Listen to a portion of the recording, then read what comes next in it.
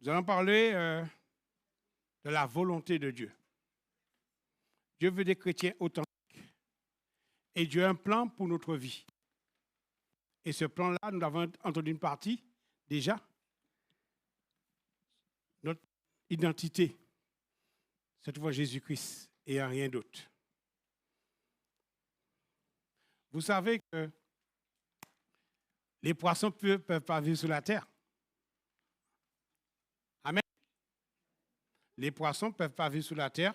Les poissons ont besoin de rester dans l'eau pour vivre.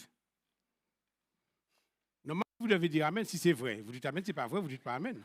C'est votre liberté, gloire à Dieu.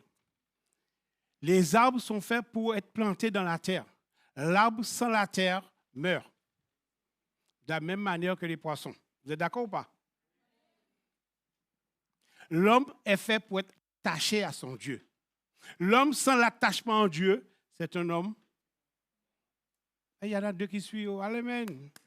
L'homme sans être attaché à Dieu, l'homme meurt. Ce n'est pas la volonté de Dieu que l'homme meure. Dieu veut que l'homme puisse vivre. Alléluia. Un vrai chrétien est celui qui rentre dans les cieux. Ce n'est pas celui qui dit Seigneur, Seigneur, qui est un vrai chrétien. Un vrai chrétien ou une vraie chrétienne est un homme ou une femme qui est sauvé et qui demeure dans la sanctification et dans la sainteté.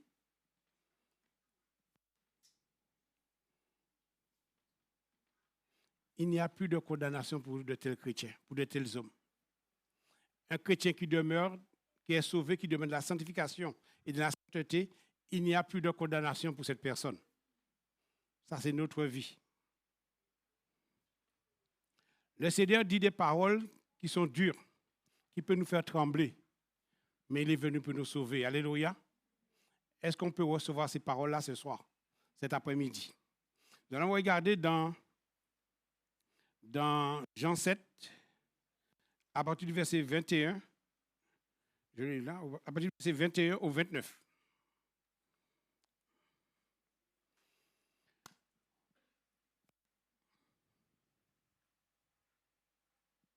Il nous est dit, lui, 1910, lui seconde 1910. Ceux qui me disent Seigneur, Seigneur, n'entreront pas tous dans le royaume des cieux, mais celui-là seul qui fait la volonté de mon Père qui est dans les cieux.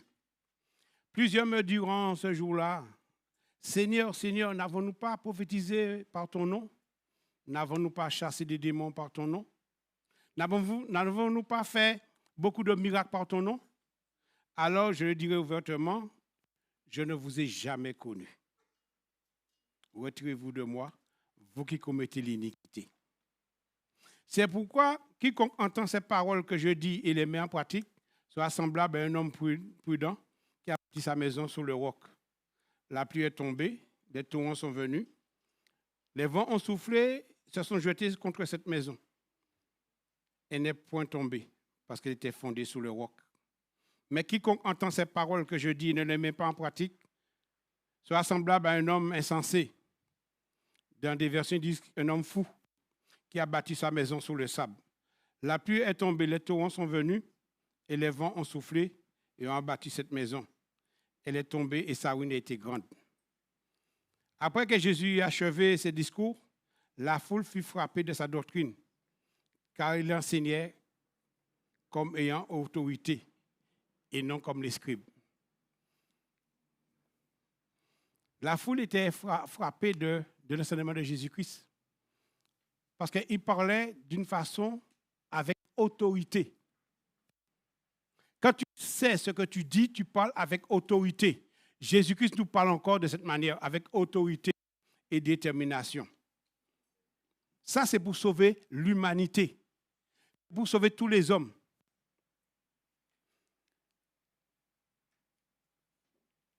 Dieu n'est pas venu pour que les gens se perdent, mais pour les sauver. Nous avons un verset que nous connaissons très bien, Jean 3,16.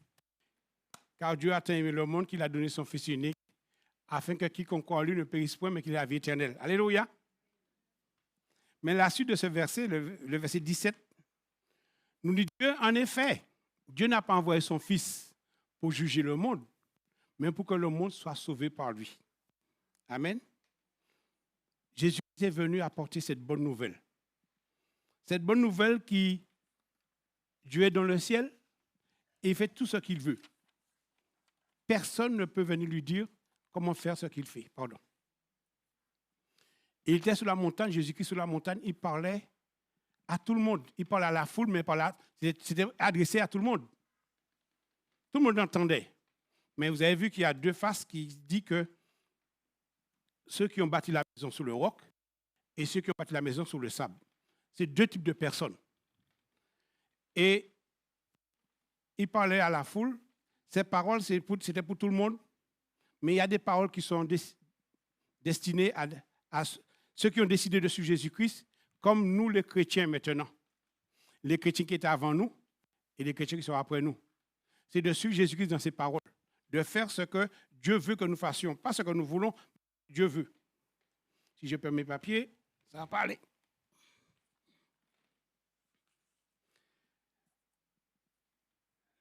Dieu veut un changement de notre vie. Dieu veut que nous ayons des transformations dans notre vie parce qu'on peut entendre la parole de Dieu et ne pas marcher comme Dieu veut. La volonté de Dieu, c'est que nous entendons et que nous puissions marcher comme lui, il veut. Ce que nous voulons, ce n'est pas important. C'est ce que Dieu veut qui a de la valeur. Ah, j'aime ça. On peut regarder dans Genèse 17,5, du temps des patriarches, Dieu a changé de nom. Il y a un détachement avec les temps anciens. Ce qu'ils faisaient autrefois, comme ils étaient, Dieu a changé. Dieu a changé leur prénom. Alléluia. Du temps d'Abraham, par exemple, on l'appelait Abram. Son nom, c'était Abram. Un homme mystérieux, c'est Abram. Mais ton nom ne sera changé en Abraham. Père d'une multitude. Dieu a changé Abram en Abraham, père d'une multitude. On va aller plus loin. Genèse 32, 27 à 28. Juste pour faire une parenthèse dans ce que nous allons dire. 32, 27, 28, il lui dit, quel est ton nom? Et il répondit, Jacob.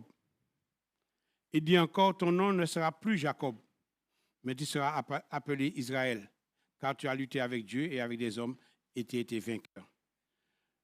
Dieu a changé le nom de ces deux personnages. J'ai pris juste ces exemples-là. Dieu a changé le nom d'Abraham en Abraham, de Jacob en Israël. C'est pour nous montrer qu'il y a une grande différence entre ce qu'on est avant de connaître Jésus-Christ et ce qu'on est après d'avoir connu. Vous me suivez ou pas?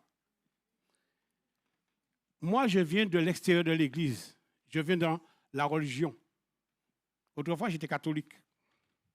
Je viens de la religion. Ce n'est pas un défaut, hein? On ne juge personne. Mais ce qu'il faut savoir aussi, vous les jeunes là, il y en a plein que je connais qui sont nés dans l'Église. Mais ce que Dieu veut, ce n'est pas que tu sois né dans l'Église, que tu as grandi dans l'Église, que vous ayez grandi dans l'Église ou encore mieux. Mais ce que Dieu veut, c'est que vous puissiez le rencontrer personnellement. Ce que vous le rencontrez, vous cherchez Dieu afin de le rencontrer. Parce que Dieu a une volonté pour vous. La volonté de Dieu, ce n'est pas que vous soyez des hommes et des femmes dans l'Église. Dieu veut que vous soyez des hommes et des femmes transformés. Des hommes et des femmes qui ont un changement dans leur vie. Amen. Dieu a changé leur nom, Dieu a donné un passé, il y a un présent et il y a l'avenir.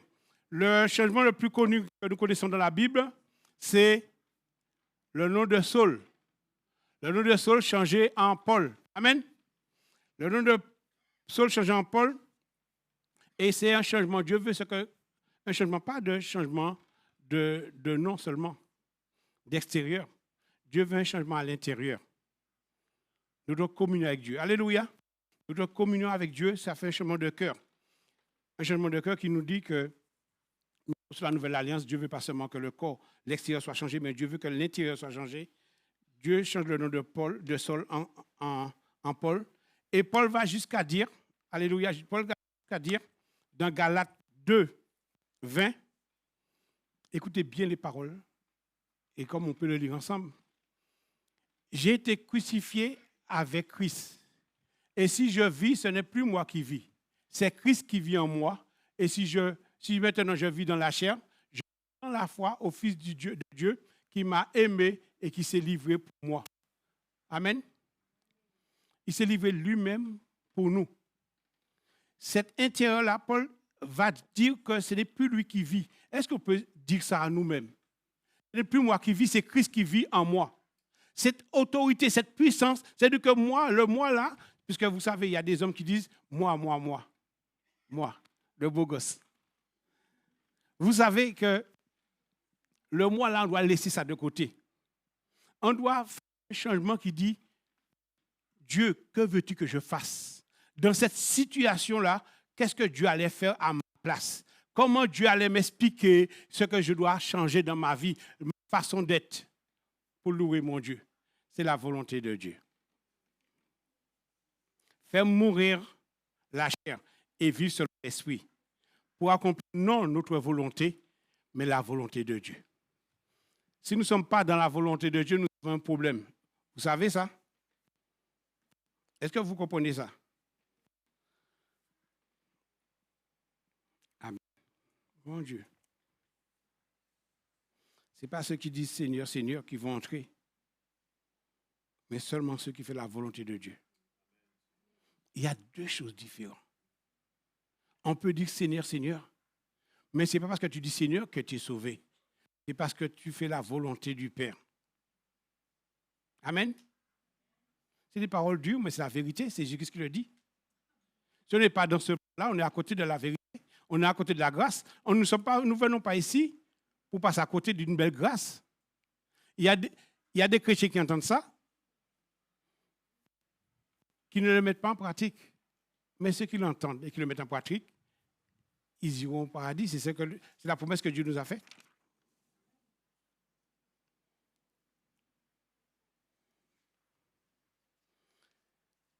Faire mourir la chair pour vivre selon l'esprit et accomplir la volonté de Dieu. Nous vivons dans un monde où il y a des bonnes choses dans le monde. Il y a des très bonnes choses. Mais malheureusement, il y a des mauvaises choses. Il y a beaucoup de mensonges, beaucoup d'hypocrisie, beaucoup d'apparence. Dieu n'est pas dans ces choses-là. Dieu est seulement dans sa volonté. Comme j'ai dit tout à l'heure au début, l'homme sans Dieu est un homme mort. L'homme qui n'a pas Dieu dans son cœur, qui n'a pas Dieu dans sa vie, qui n'a pas Dieu en priorité, je dis bien en priorité dans sa vie, il y a un problème de communion avec Dieu.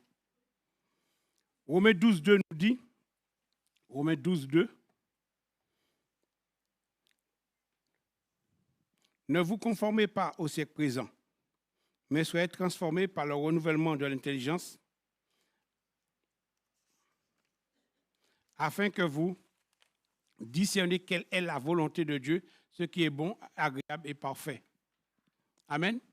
Soyez transformés par le renouvellement de l'intelligence afin de discerner quelle est la volonté de Dieu. Dans notre vie d'aujourd'hui, là, nous vivons dans un siècle, tout est à notre portée. Nous avons tout. Nous avons tout à notre portée. Mais est-ce que Dieu veut qu'on abuse de ce que nous avons? On a l'argent, tout le monde court après l'argent. Amen. On veut des belles choses. Moi, j'ai une voiture qui commence à être fatiguée. Je vais la changer. J'étais voir des voitures hier, mais les voitures sont tellement chères, je réfléchis beaucoup. Je ne mens pas à ma famille, c'est ça.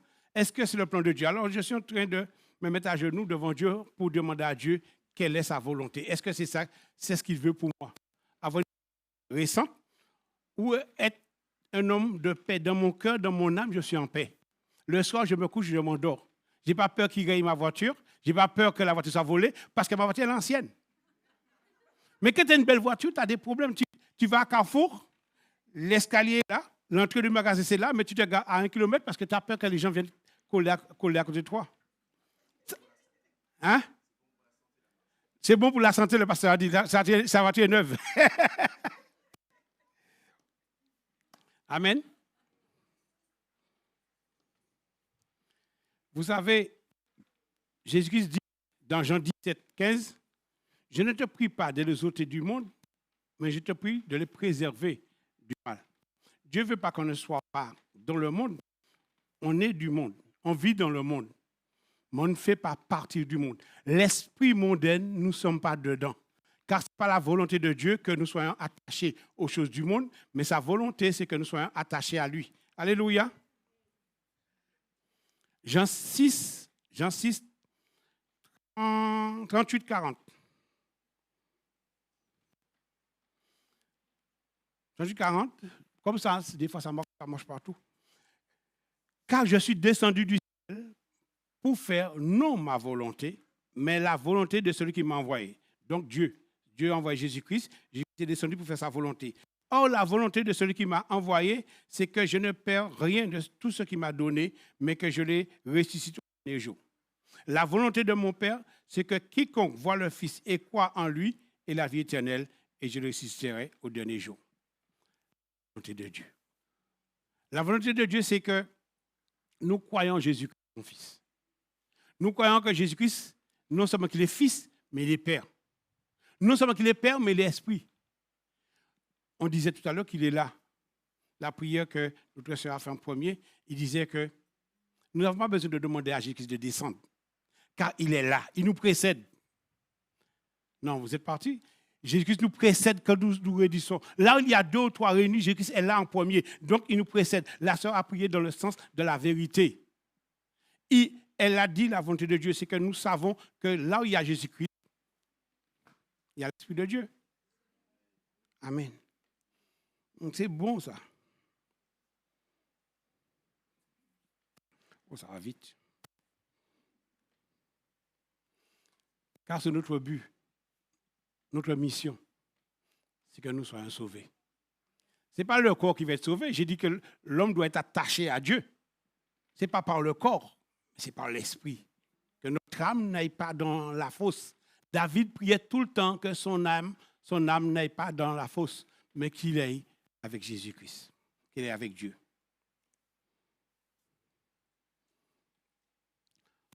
Nous sommes des gens, des hommes et des femmes transformés par rapport à la volonté de Dieu. Par rapport à ce plan que Dieu nous donne. Les choses anciennes sont passées. Nous sommes entrés dans une nouvelle dimension. Être enfant de Dieu. On laisse tomber le moi. Les gens disent que tu ne me connais pas. Tu ne sais pas qui je suis. Ce sont des méchants, ce sont des bad boys. Ils sont méchants. Mais nous, les chrétiens, quand tu te marches sous les pieds, tu ne dis rien. Ça devient chaud maintenant. C'est triste. Mais c'est comme ça la vie. La vie où nous vivons. Nous, ici, on est tous des hommes bien, des femmes bien. Alléluia. Vous êtes bien ou pas? Vous êtes des gens bien. Vous n'embêtez personne. Mais quand on sort dans le monde, les gens nous agressent pour rien. Les gens, parce que tu es chrétien, ils t'agressent. Nous parlons ici, regardez-vous. Il fait chaud, vous avez des ventilos, il y a des ventilos de partout. Vous savez qu'en ce moment même, ils sont en train d'enterrer des chrétiens vivants. Parce qu'ils sont chrétiens, pas parce qu'ils sont noirs, pas parce qu'ils sont blancs. Ils les enterrent parce qu'ils sont des chrétiens. Le monde ne nous aime pas. Le monde n'aime pas la vérité. Nous sommes de la vérité, non? Ils ne peuvent pas nous aimer. Quand le monde ne t'aime pas, il t'agresse verbalement. On dit verbalement déjà d'une. Ce n'est pas grave. Nous avons un Père qui est capable de nous défendre. C'est le plus important, c'est que nous savons que Dieu est là pour nous défendre. La volonté de Dieu, c'est que notre cœur soit transformé. Notre cœur soit brisé. Pas brisé par la maladie, pas brisé par la souffrance, mais brisé parce que je renonce à moi-même. Ça fait mal. C'est chaud. Mais je laisse mon cœur transformé par le renouvellement de l'Esprit de Dieu qui est en moi. J'avais un cœur de jalousie, un cœur de méchant, mais que Dieu transforme mon cœur jour après jour. Nous ne pouvons pas être chrétiens et ne pas aimer l'autre. Nous ne pouvons pas être chrétiens et de faire des compromis. Nous savons que celui-là, il coule, il est en train de couler. Mais on le laisse couler parce que, ouais, c'est pas grave, c'est lui qui coule. Non. Un cœur de Dieu, la volonté de Dieu, c'est que nous puissions être des évangélistes. Nous puissions apporter la vérité. Ils entendent. Parce qu'ils ont entendu avec Dieu. Si Jésus a pris la peine de dire que ce sont des insensés qui ont bâti leur maison sous le sable, parce qu'ils n'ont pas écouté, ils ont entendu, mais ils n'ont pas, ils ont entendu, mais ils n'ont pas imprimé, ils ont accepté ces paroles, donc ils n'ont pas écouté Jésus-Christ. C'est la même chose pour nous. On va dire des choses, les gens vont entendre, mais ils vont rester dans leur religion. dans leur esprit de religiosité. Mais nous savons qui nous sommes. Tout ce que nous prenons, le frère a fait à lire le psaume. Ce qu'il a dit, c'est la vérité. C'est fort. Mais c'est ça notre vie tous les jours. Amen.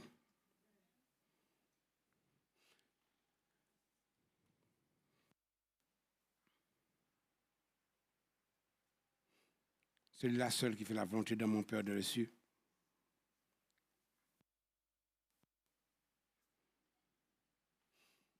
Vous savez, des fois j'entends qu'il y a des chrétiens qui sont fâchés. Celui-là ne parle pas pour celui-là, celui-là ne parle pas pour celui-là. Ça me fait mal, ça m'attriste. Personnellement, ça m'attriste. Je ne doute pas du pasteur, de l'ancien. Je ne doute pas. Un chrétien, c'est un cœur d'amour. Un cœur d'amour. On doit aimer l'autre. Peu importe ce qu'il fait, on doit l'aimer. Notre mission, notre salut passe par l'amour. Dieu est amour. Il faut que ceux qui croient en Dieu doivent aimer. Alléluia. Tu es d'accord? Si on n'aime pas, on n'est pas de Dieu. C'est la parole est claire. La parole est Dieu, mais la parole est claire. Et oui, si on n'aime pas, on a un problème. Si on dit on aime Dieu qu'on ne voit pas, et on n'aime pas le frère qu'on voit, on n'aime pas ceux qu'on voit. Nous avons un problème relationnel avec Dieu. C'est faux. Des chrétiens vrais. La volonté de Dieu nous dit dans Proverbe 4, 23. Regardez la volonté de Dieu, c'est tellement bon. Garde ton cœur plus que toute autre chose, car de lui viennent les sources de la vie. Amen. C'est biblique, hein? C'est de lui viennent les sources de la vie. La vie en Dieu, c'est ça. Que ton cœur soit pur, que ton cœur soit vrai, que ton cœur soit aimant. Mais si Dieu te dit de garder ton cœur plus que toute autre chose, est-ce que tu vas te permettre de dire des paroles qui vont vexer l'autre, qui vont attrister ton frère ou ta soeur? Quand tu dois veiller sur ton cœur ne peut pas avoir une abondance mauvaise envers l'autre. Donc, l'abondance que tu as dans ton cœur, c'est pour que l'autre soit bien apaisé. Tu veilles sur ton cœur, tu n'attristes pas ton frère. Tu veilles sur ton cœur, tu ne dis pas du mal de ton frère ou de ta soeur. Ça va de soi. La volonté de Dieu, c'est que nous soyons comme Dieu, des petits dieux. Alléluia. Je dis, je me tiens à la porte de ton cœur et je frappe. Si quelqu'un entend ma voix, toi 20 si tu veux. Apocalypse 3:20. Je me tiens à la porte de ton cœur. Si quelqu'un entend ma voix, il ouvre la porte. Je souperai avec lui et lui avec moi. Ce n'est pas de souper avec Dieu. Ce n'est pas que Dieu va souper là et que tu vas faire autre chose. Tu vas être attentif à l'amour de Dieu, l'amour que Dieu dégage pour toi. Amen. Dieu vient chez toi pour te transformer, pour te faire du bien. Dieu ne veut pas que tu sois attristé par quoi que ce soit.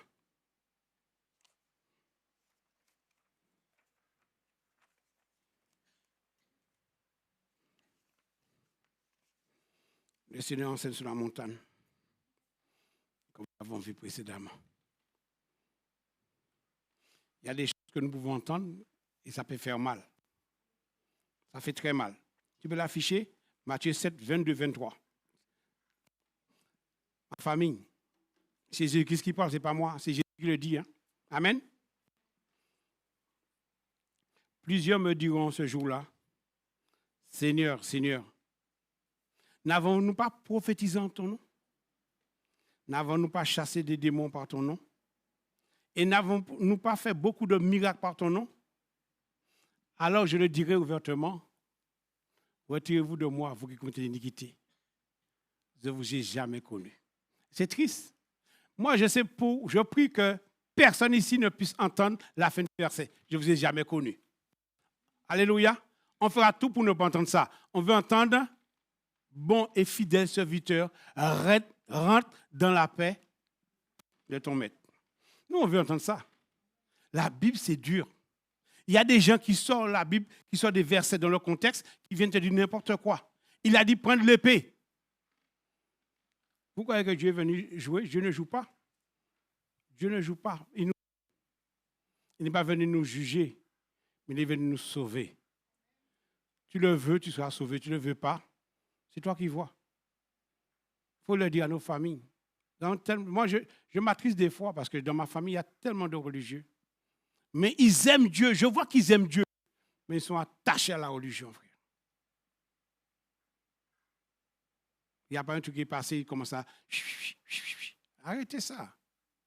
Ça fait 40 ans, 50 ans, vous êtes que des chrétiens. Vous êtes chrétiens depuis tout petit. Vous avez 20 ans, 30 ans, vous êtes toujours chrétiens, mais vous êtes toujours dans un truc. Il faut que nous soyons vrais. Détournons-nous de l'à peu près.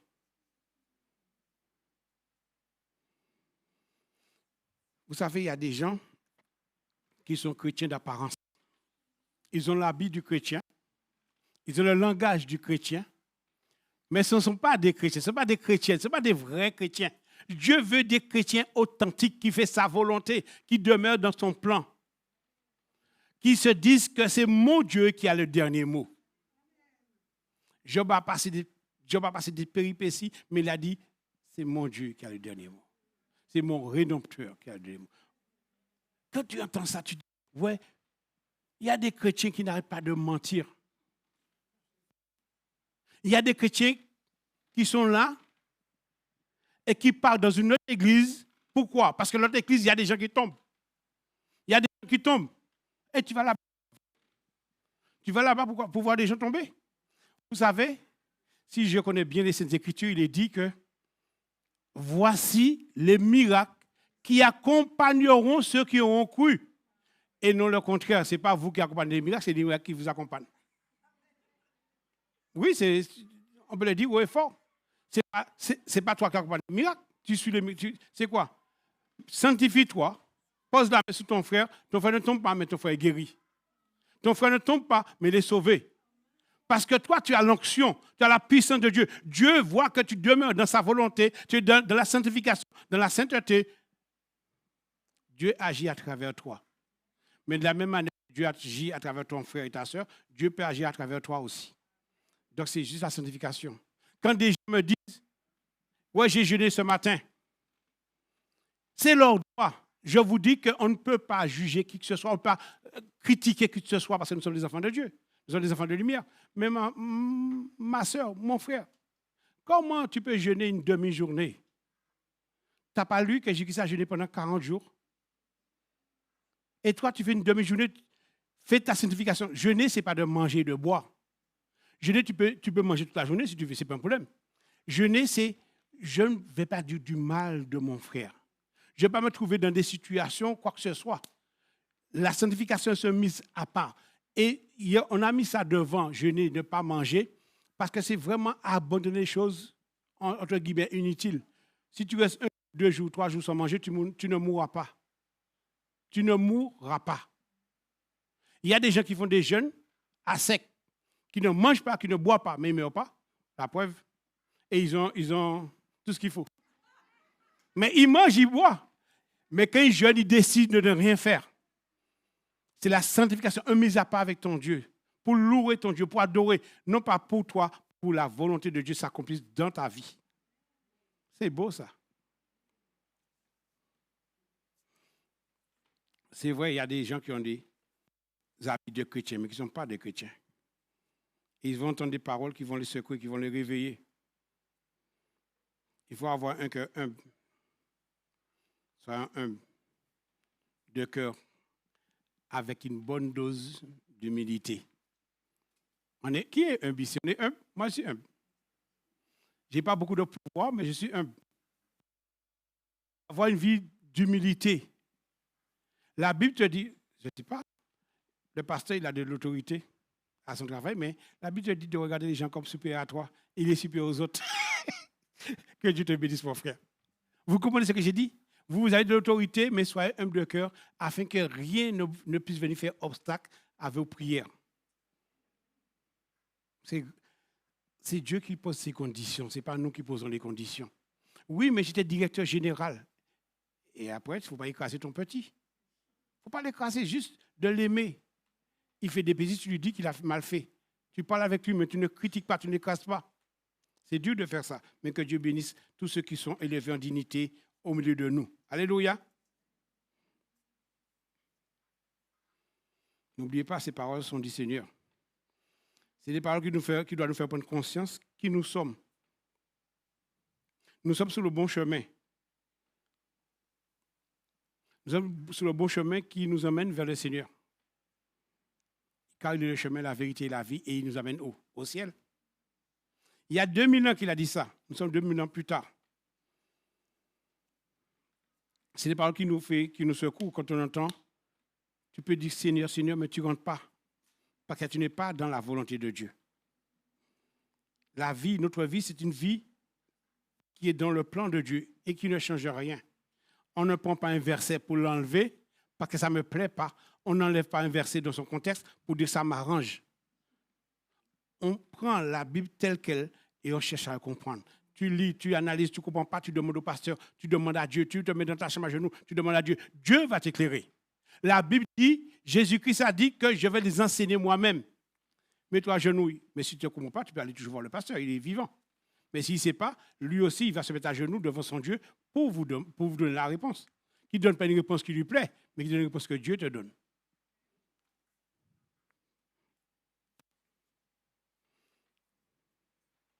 Vous savez, Jésus dit, je le dirai au verset 23, il dirait, je le dirai ouvertement, je ne vous ai jamais connu. Je ne vous ai jamais connu. Retirez-vous de moi, vous qui commettez le mal. Vous qui vivez selon votre volonté. Il ne dira pas ça. Il ne leur dira pas, retirez-vous de moi, dans l'oreille. Il ne va pas les prendre à part. Mais il dira ouvertement, tous ces hommes-là qui font tomber, qui font lever, qui font tomber, ce sont des hommes, des loups. Billets en brebis, mais ce ne sont pas des brebis, ce sont des loups. À l'intérieur, ce sont des loups ravisseurs. Il faut faire très attention. On peut être assis dans une assemblée et qu'il n'y a pas Dieu.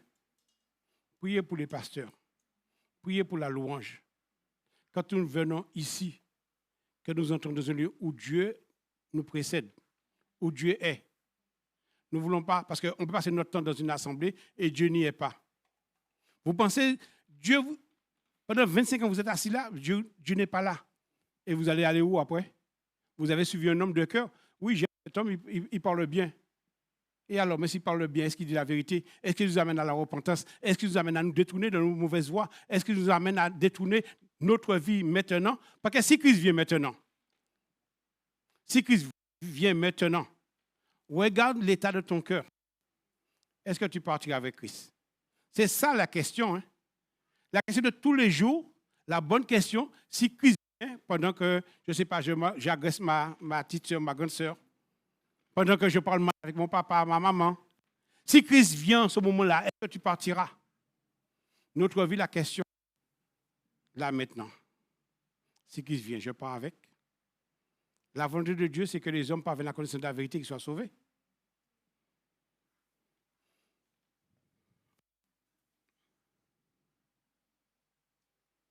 Vous savez, nous vivons dans ce monde. Il ne suffit pas de la foule. La foule est immense. Il y a beaucoup de gens qui vont dans des églises, on appelle ça des méga church. Ils sont grands, des églises, jeux de lumière. Ils ont 6 guitaristes. Jérémie, c'est possible, 6 guitaristes, 2 pianos, 4 batteries. Et ils font ça. Il y a des églises qui ont ça. Et puis, c'est une foule.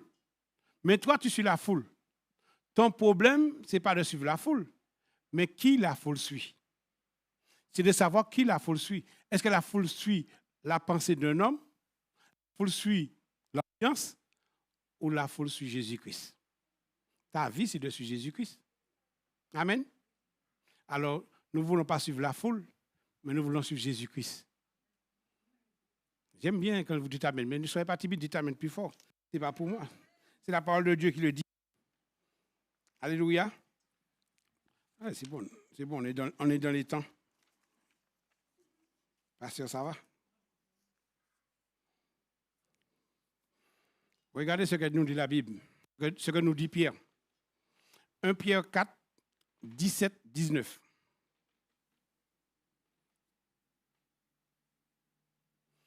Pierre nous dit, car c'est le moment où le jugement va commencer par la maison de Dieu. Le jugement va commencer par la maison de Dieu. Or, si c'est par nous qu'il commence, quelle sera la fin de ceux qui n'obéissent pas à l'évangile de Dieu? Et si le juste se sauvera avec peine, que deviendront l'impie et le pécheur? Ainsi que ceux qui souffrent selon la volonté de Dieu remettent leur âme au fidèle Créateur en faisant ce qui est bien. Si le jugement commence par nous, c'est ce que bien nous dit, hein?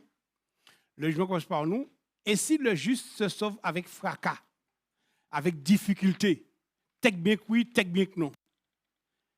Pour l'impie, là, le mec, celui qui ne connaît pas Jésus-Christ, l'homme qui ne connaît pas Jésus-Christ, comment il va s'en sortir? Donc, ça nous ramène à quelque chose que j'aime beaucoup, proclamer l'Évangile, en toute occasion, favorable ou non. Nous sommes nombreux, et aujourd'hui on n'est pas nombreux, mais dans cette église, nous sommes suffisamment nombreux pour avoir plus de gens à l'évangélisation, qui viennent pour apporter la bonne nouvelle. Nous sommes dans une ville où le maire ne fait pas de nous, mais nous voulons du maire. Il ne sait pas que nous l'aimons. Quand il va voir vraiment l'amour que nous avons les uns pour les autres, il va comprendre que ce sont des hommes qui sont là pour sauver des âmes. Ce sont des femmes qui sont là pour sauver des âmes. Nous ne sommes pas là pour le critiquer leur système, mais nous sommes là pour vivre dans ce monde en paix. Alléluia.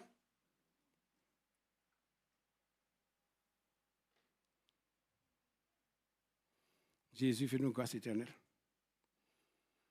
Dieu veut que nous soyons dans la joie. Dieu veut que nous soyons dans la paix. Et Dieu veut que nous construisions sur le roc. Matthieu 7, 24, 25. C'est notre texte. Hein? C'est pourquoi quiconque entend ces paroles que je dis et les met en pratique sera semblable à un homme prudent qui a bâti sa maison sur le roc. La pluie est tombée, les torrents sont venus, les vents ont soufflé et se sont jetés sur cette maison. Et elle n'est point tombée parce qu'elle était fondée sur le roc. Moïse a demandé à Dieu de lui faire voir sa gloire. Dieu a dit, l'homme ne peut pas voir ma gloire et vivre. Dieu a dit, tu entreras dans le creux du rocher, je vais passer, et revenant, tu vas voir ma gloire derrière moi. Le rocher, c'est Jésus-Christ. Aujourd'hui, nous sommes en Jésus-Christ. Alléluia, vous comprenez? Vous voyez l'image que Dieu permet? Cette image-là, nous sommes cachés en Christ. La Bible nous dit que nous sommes cachés en Christ. Quand Christ paraîtra, nous paraîtrons avec lui. Parce que nous avons fondé notre maison sur le roc. La maladie ne peut pas ébranler cette maison. La tristesse n'a pas de place dedans. Amen. Vous êtes trop chaud, je sens que vous êtes trop chaud. Vous savez, il y a des cœurs qui sont de la tristesse parce qu'il y a cette maladie qui vient, qui ne part pas, qui est toujours là, cette souffrance. On a entendu des cœurs attristés, blessés, mais tellement on est habitué avec cette souffrance, on garde ça comme si c'était à nous. Vous savez que le mot, la maladie, le mal a dit. Le mal, vous savez, vous comprenez ça? Vous détaillez ça? C'est le mal qui a dit. Le mal a dit que tu as un cancer. Mais toi, tu dis, j'ai un cancer. Je suis malade. Le mal a dit. Non, le mal peut dire ce qu'il veut. Mais moi, je refuse au nom de Jésus-Christ. Le mal, il a le droit de parler, mais moi, je refuse. Notre cœur est libre. Parce que Dieu dit de veiller sur notre cœur. Mais il nous donne la joie pour pouvoir surmonter ces choses-là.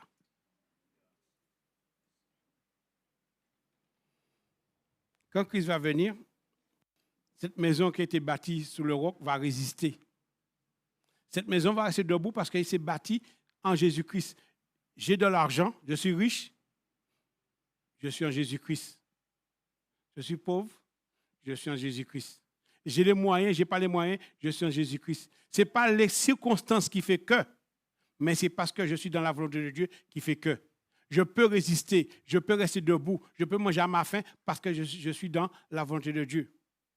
Vous savez que Christ, quand il va venir, il y a toutes sortes de personnes qu'on va voir, hein, toutes sortes de personnes. Je dis qu'il y a des vrais chrétiens, il y a des chrétiens à peu près, il y a des gens qui s'habillent en chrétiens. Mais vous savez que là, tout le monde dit nous sommes sous le temps de la grâce. On est d'accord ou pas? Tout le monde dit, nous sommes sous le temps de la grâce. Tu es d'accord ou pas? On est d'accord. Vous savez, du temps de Noé, c'était un temps de grâce. Vous savez ça? Du temps de Noé, c'était un temps de grâce. Alicia, tu veux? Alléluia. Genèse 6, 8. Du temps de Noé, c'est un temps de grâce. Mais pourtant, c'est grave. Pourtant, tout le monde est mort, sauf 8 personnes. Noé, comme on va faire vite parce que l'heure arrive, la bonne à Noé. Noé, c'est 3 fils, c'est 3 belles-filles et tous les animaux que Dieu lui a permis de sauver. Nous sommes toujours sur le temps de la grâce. Vous pensez qu'il va y avoir une multitude de personnes qui vont être sauvées ici, là? Est-ce que vous pensez qu'il va y avoir une multitude? Il va y avoir beaucoup. Gloire à Dieu. Parce que Jésus-Christ a planté sa croix large le chemin qui mène à la perdition. Il a planté sa croix au milieu pour détourner les gens sur le chemin resserré, étroit, pour les sauver. Pour sauver un maximum de personnes. Mais oui, mais il y en a plein qui ne vont pas y aller. Il y en a plein que l'orgueil les habite, ils n'y vont pas sur le chemin qui détourne vers la porte étroite. La porte étroite, c'est pour les gens qui ont décidé de faire la volonté de Dieu. On le dit souvent ici, on ne s'impose pas, l'amour ne s'impose pas. Mais Dieu nous propose des choses. Je mets la vie et la mort devant toi, je te conseille la vie. Dieu n'oblige personne à faire. Mais sachez qu'il y a beaucoup qui vont passer à côté. Pour finir, il y a aussi bien que celui qui ont construit la maison sur l'Europe, il y a ceux qui n'ont construit la maison sur le sable. Ils ont construit la maison selon leur connaissance, selon leur richesse, selon leur santé et leur volonté. Mais ta santé ne dépend pas de toi. Ta richesse, ça s'envole. Ça prend des ailes et ça s'envole. Il n'y a rien qui demeure si tu n'es pas fondé sur Christ. Quand tu n'as plus rien, tu feras comment? Je dis ça là pour nous, mais pour les gens qui regardent après. C'est vrai, Dieu veut que tous les hommes soient sauvés, parviennent à la connaissance et qu'ils soient sauvés. Mais il y a un prix à payer. Le prix de laisser Dieu te conduire. Ne conduis pas comme le monde va, mais à contre-courant du monde. Amen. On va s'arrêter là parce qu'il est déjà dépassé. Car nous rappelle Christ le fondement. Ce que Christ nous rappelle, c'est le fondement de notre vie, sur qui nous avons fondé notre vie. Qu'est-ce que nous voulons faire de nous-mêmes? Amen. On veut quoi avec notre vie? Moi, je vais faire la volonté de Dieu. Je pense que, aussi nombreux que nous sommes là, nous voulons faire la volonté de Dieu.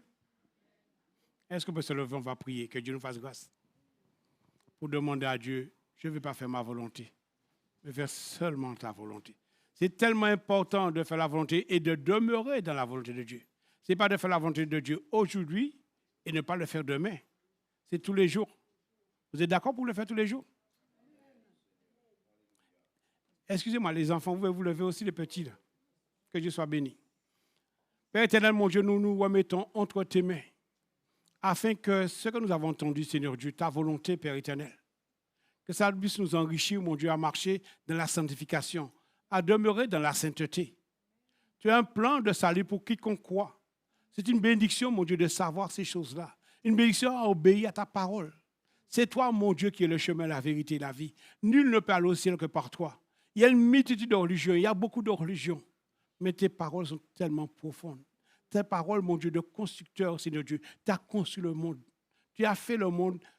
Tout ce qu'elle contient vient de toi. C'est par ta volonté que tu existes. C'est toi qui nous as créés. Tu es notre Père. Nous ne pouvons pas appeler quelqu'un d'autre Père parce que tu es notre Père. C'est toi qui nous as formés.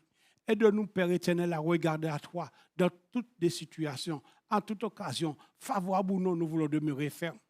Peu importe la difficulté, nous voulons toujours regarder à toi. Béni soit ton nom, Jésus-Christ, par la puissance du Saint-Esprit qui nous précède à chaque instant, qui nous dit, voici le chemin, comment marcher, où marcher. Seigneur Dieu, aide-nous à nous lever avec détermination chaque matin, à chercher ta face et à faire ta volonté. Merci Seigneur. Amen. Soyez bénis.